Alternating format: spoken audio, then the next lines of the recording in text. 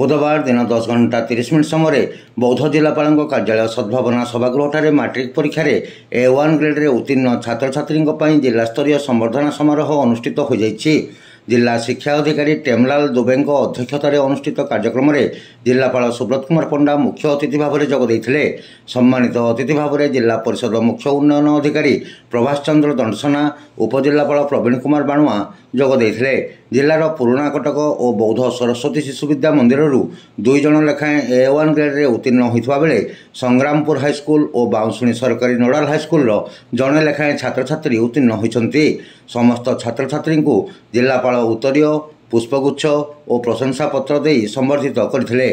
सेहीपरि जिलार जो 19 गोटी high school matric परीक्षा 100% सफलता रखिछंती सेही हाईस्कल प्रधान शिक्षक मानकु मध्य एही अवसर में संबर्धित करा जायथिला। संबर्धना प्रदान कार्यक्रम को अतिरिक्त जिला शिक्षा अधिकारी परिचालना करथिले।